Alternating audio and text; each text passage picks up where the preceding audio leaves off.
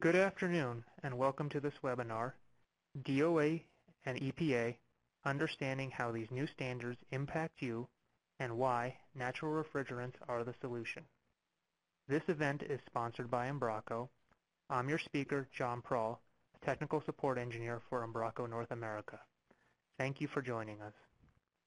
Before we begin this presentation, I want to provide you with a few housekeeping items. At the bottom of your screen, you will see a taskbar.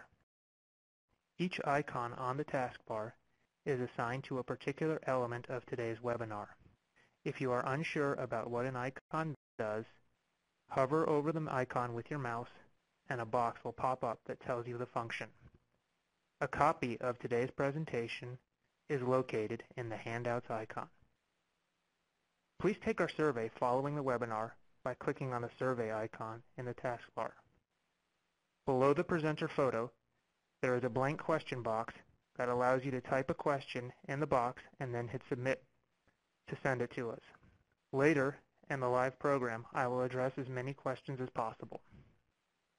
All registered participants will receive an email within 1 to 2 business days that has a link to view a recording of this event. Let's begin our presentation now. DOE and EPA new standards, why natural refrigerants are the best solution. In here, we are going to discuss some new legislation from the DOE related to energy standards starting in 2017, and a new proposal from the EPA regarding phasing out certain HFC refrigerants, and why we think the best solution to do is to go natural for this to meet these requirements.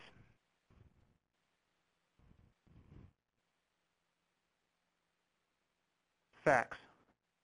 The world population is increasing at a very rapid rate. We recently hit 7 billion people on the planet. With this increase in population, energy consumption is growing rapidly. A lot of this energy growth is also seen in the emerging nations such as China, Brazil, and South Africa and Africa. As a result of this, there's a rapid increase in CO2 concentration levels. Recently, we hit a world milestone of 400 parts per million in the air. With this higher concentration of CO2, the planetary temperatures are rising, causing a greenhouse effect where the CO2 is trapping in heat and not releasing it. Consequently, ocean levels are rising due to the shrinking polar ice caps. And we're also seeing more extreme atmospheric events throughout the globe. Witnessed recently, we had some of those horrible storms in New York City that caused tremendous flooding, and in 2010, the Pakistani floods. To combat this,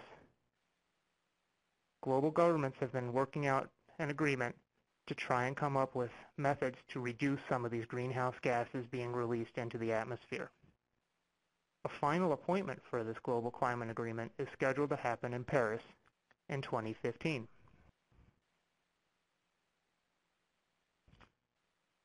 Now, global warming is directly related to both indirect and direct CO2 emissions. The indirect CO2 emissions are a result of CO2 released while we are trying to create power. And direct emissions are related to leaks in your refrigeration system or refrigerant that is released into the air unintentionally. For now, let's focus on some of the indirect emissions. The United States is one of the largest contributors for these indirect emissions in the world. If you look on this chart here, you can see that the U.S. is definitely on the higher end, and this is mainly due to the fact that most of our power comes from coal.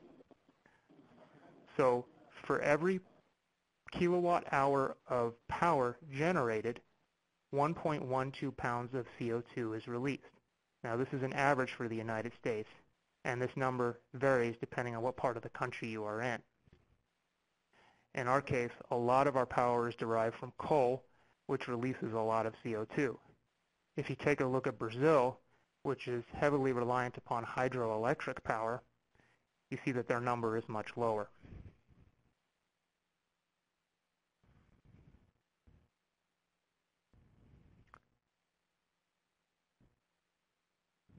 So as a result, there are many energy efficiency regulations appearing throughout the globe,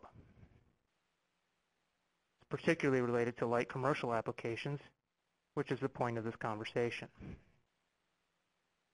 The Department of Energy recently released a very aggressive standard for 2017. In fact, it's one of the most aggressive standards in the entire world.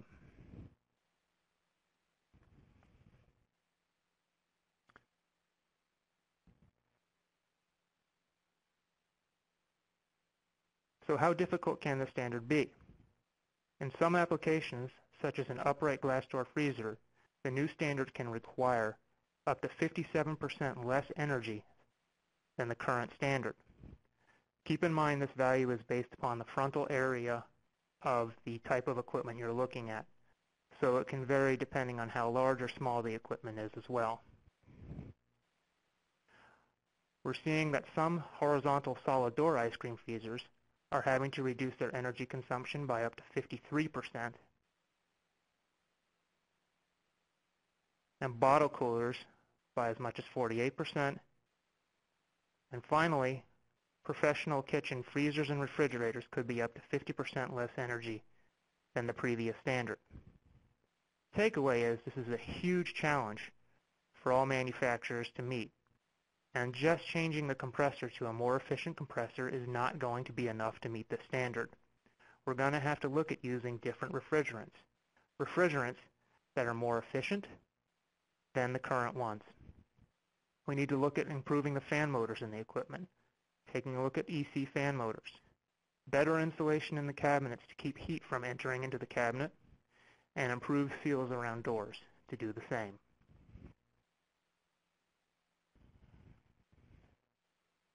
Moving on to the direct emissions, this is the impact from the refrigerant itself being trapped in the atmosphere.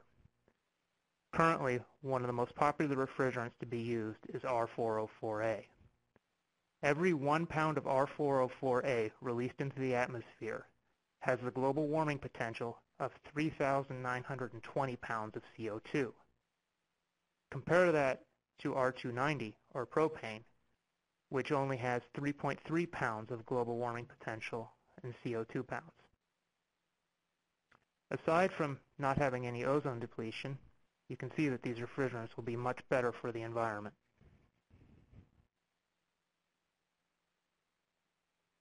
Consequently, we're starting to see more and more regulations related to these F-gas around the globe. The EU recently passed an F-gas regulation that bans all HFCs by 2022.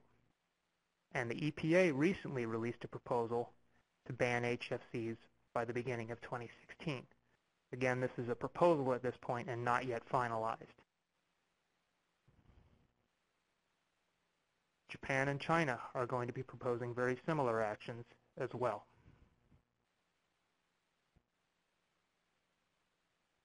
So what this means is that by 2016, the proposal states that R507A, R404A, 407ACF, and R134A can no longer be used in new and retrofit food retail refrigeration and new and retrofit vending machines.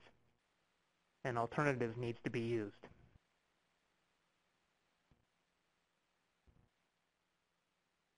So what does this mean for the refrigeration market? 1.5 million commercial appliances were produced in the U.S. this year. Every single one of these appliances is going to need to be redesigned to meet these new regulations coming in 2016 and 2017.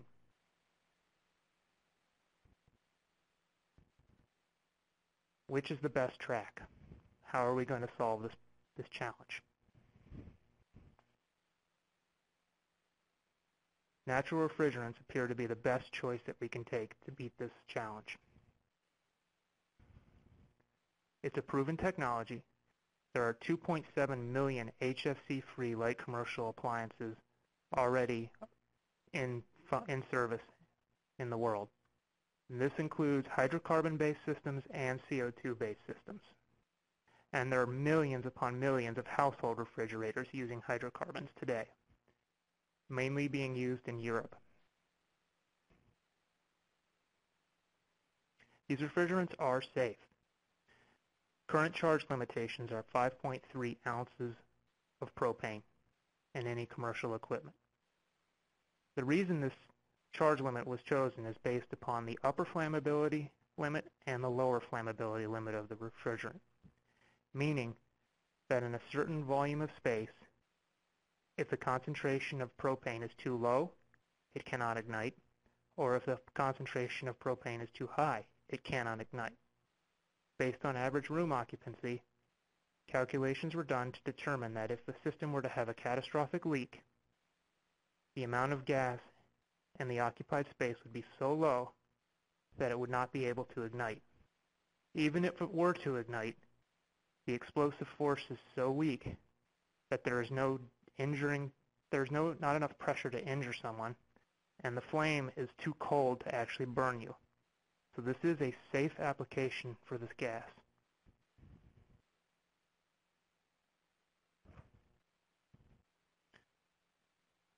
Now let's take a look at some case studies here. We're going to take a look at the total equivalent warming impact of the systems where we're going to swap a baseline gas, R404A, with R290. And this is called a TWE calculation. In this calculation, we take a look at the direct effects, which is the leakage of the system, and the recovery of the refrigerant at the end of the system's life. And we're going to do this calculation over 10 years, and the indirect effects, which is the energy consumption of the cabinet and over the life, including the power generation factor from running the equipment. In our first case study, we took a look at an ice cream chest freezer. Baseline system was R404A, and the replacement compressor and refrigerant were R290. Nothing else was changed in this cabinet, so it literally was just swap a compressor and change the refrigerant. We saw a 16% reduction in energy right off the bat. This would lead to a savings of $26 per year for running the equipment, and a carbon reduction of 2,000 kilograms of CO2 over a period of 10 years. If all 500,000 ice cream chest freezers sold in 2012 had been converted, we would have saved 131 million kilowatt hours per year in energy usage, which would translate to a $13 million savings for the end user of the equipment, and 1,000 kilotons of CO2 less in the atmosphere over the period of 10 years.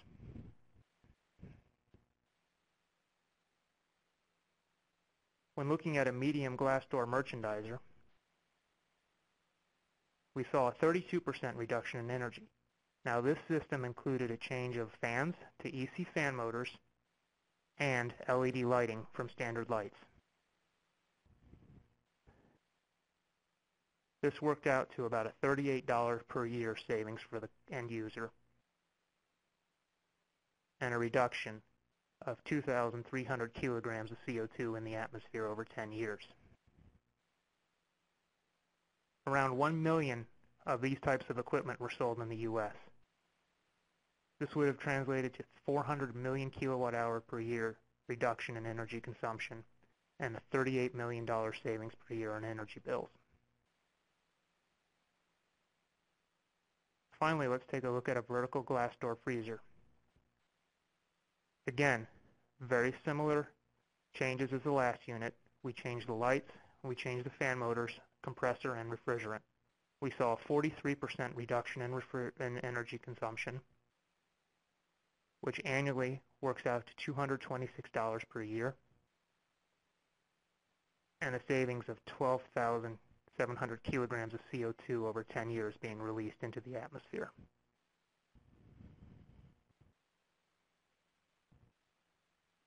Additional benefits beyond this relate to the lower operating temperatures of R290 versus R404A. If you look at the shell temperatures, you'll notice that R290 is operating at a plus 10, 113 condensing condition. The shell temperature is down to 111 degrees, whereas 404A was up at 140 degrees. and the discharge temperature of the R290 system was around 167 degrees versus 200 degrees for R404A. This means you have less heat to remove and a more efficient system. Other benefits are a lower oil temperature, which preserves the life of the compressor's bearings, less carbonization of the valves, meaning the valves will last longer, less risk of breakage on the valves, and a lower motor winding temperature, which again results in a longer compressor life and therefore a longer system life. So you have less warranty returns. The other improvement is that there's no issue with liquid return. Since your charge is only 5.3 ounces, you no longer need a receiver, and it's very, very difficult to get liquid to flood back to the compressor.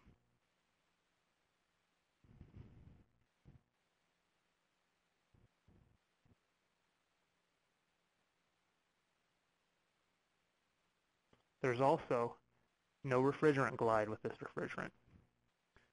Unlike some of the other new refrigerants being proposed, this would simplify your evaporator design and cap tube design and make it easy to get proper superheat out of your system.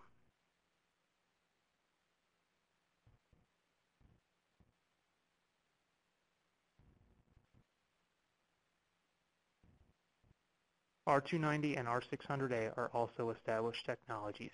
A large percentage of the European Union market is currently buying equipment using both of these refrigerants, and there's over a decade and a half of experience building compressors utilizing this technology. It's well understood what the behaviors of this refrigerant are.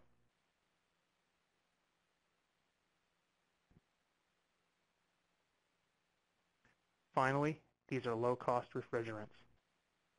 It comes out of the ground, it's very easy to process, and it will reduce the cost of buying the gas for the plants manufacturing the equipment.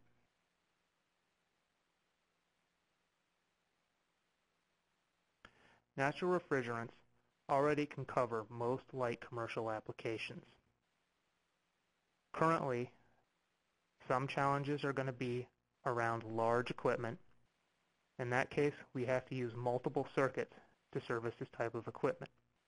You would use one evaporator and have two circuits running through the evaporator, as well as two circuits running through the condenser, so that you could have parallel compressors on separate circuits. This way you can double the amount of charge in the system, but since they're independent circuits, you are still under that 5.3 ounces limit per circuit. We have a particular customer that was using 2 NJ compressor systems, and they switched to using 4 NEU compressors utilizing propane, and saw a tremendous benefit in energy consumption because now they could load match with the compressors. And they also saw a reduced cost in the first cost for the equipment because the R290 allowed them to use smaller tubing, which is a less copper cost. And actually the NEU compressors, 4 of them, were less expensive than the 2 NJs that they were currently using. Another challenge right now is vending machines are not fully SNAP approved for using hydrocarbon refrigerants, but there is a proposal out there that's part of this 2016 phase out to allow them to be using hydrocarbon refrigerants.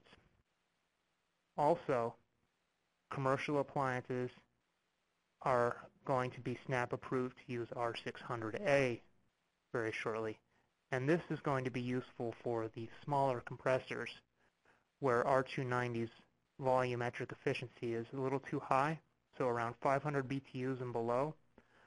R600 is going to probably be a much more effective refrigerant than, say, using R290 for these types of applications.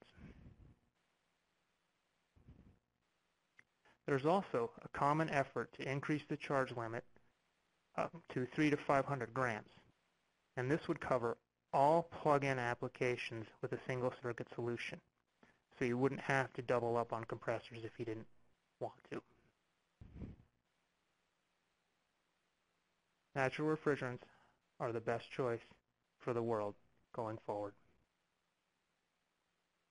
And now we're going to open it up to questions.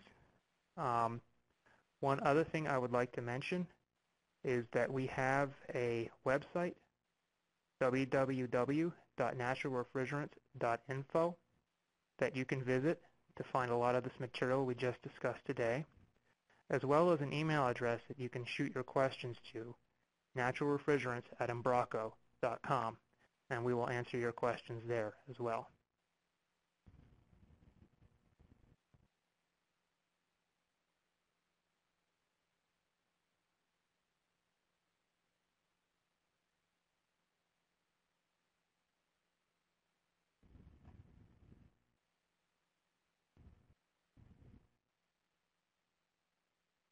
I'm going to give people a few seconds to write any questions that they may have.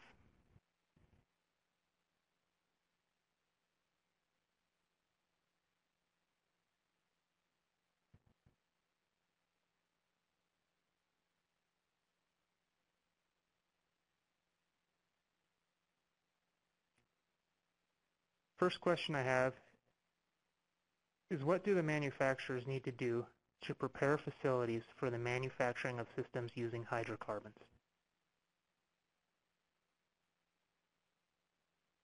To do this, you're going to have to basically change your charging area. It's going to require, particularly with propane, basically a 3-foot high wall around the charging area, since propane's heavier than air, along with propane sniffers for leak detection, and then you'll have to have forced ventilation that would engage in case a leak was detected.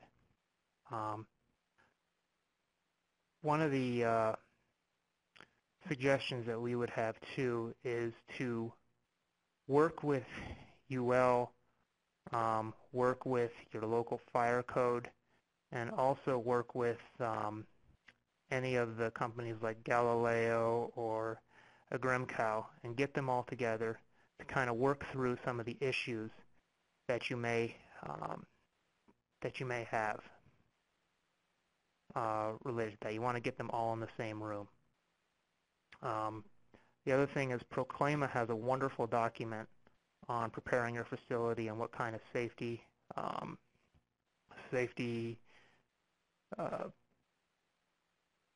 criteria you should be following. And if you have any questions, you can shoot us a note and I can work on getting you that documentation.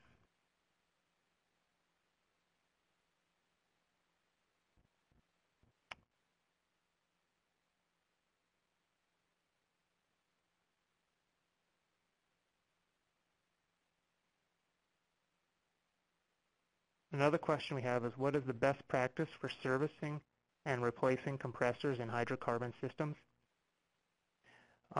One nice thing is recently venting of hydrocarbons was allowed, and that will, you don't have to go and recover the gas from the equipment, which is nice because there's not really a good recovery system out there for propane.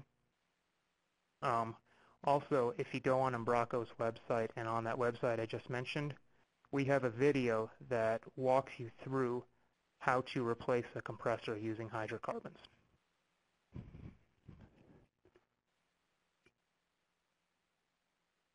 Another question we've got is, what are some of the major barriers to using hydrocarbons?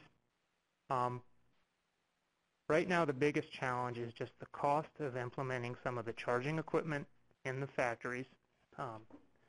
It can be a pretty costly changeover. And the other is related to servicing. There's basically, we just need to get some more people trained on how to service the equipment safely. And the charge limits can be a challenge with design. Manufacturers are going to have to redesign their condensers and their evaporators to take advantage of these lower charges. And on the very large equipment, such as the supermarket applications, you'll probably have to use parallel compressors right now, unless the charge limits are increased.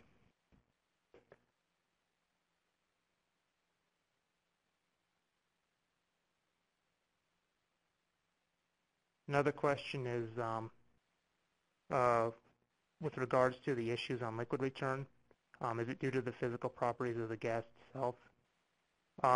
Actually, it's mainly due to the low charges. If you were to have a high charge R290 system, you could still slug the compressor.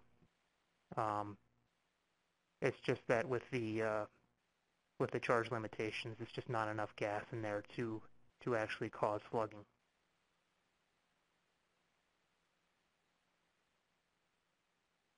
I've got another question related to where can we get refrigerants in service quantities. I would like to, I'm going to have to consult some people, so if you could submit that question through our website, I can get you that answer.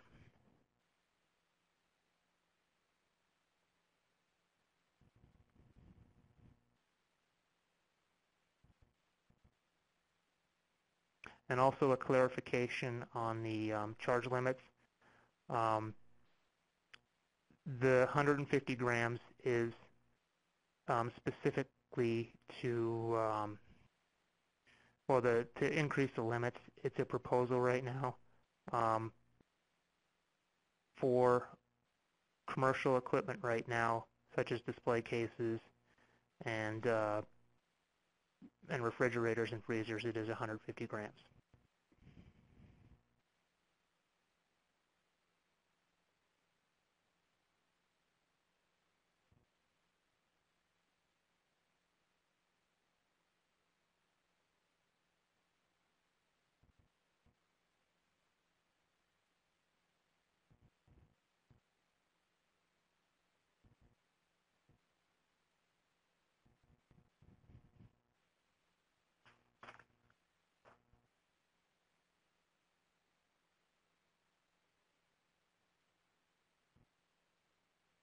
So one more question. Does Embraco think the 2016 date for the HFC ban is going to stick? It's difficult for us to say, but I think the best path forward is to act as if it is going to be, because at some point these refrigerants are going to be banned, and we need to be ready for it.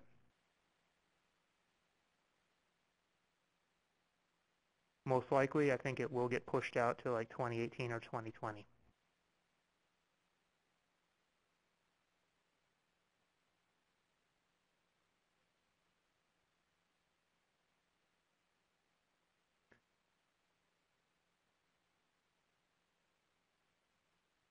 It doesn't appear that we are getting any more questions.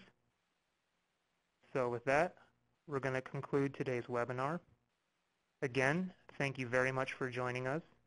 As you exit today's webinar, please take a couple of minutes to complete the survey. We strongly welcome your detailed comments to help us serve you better.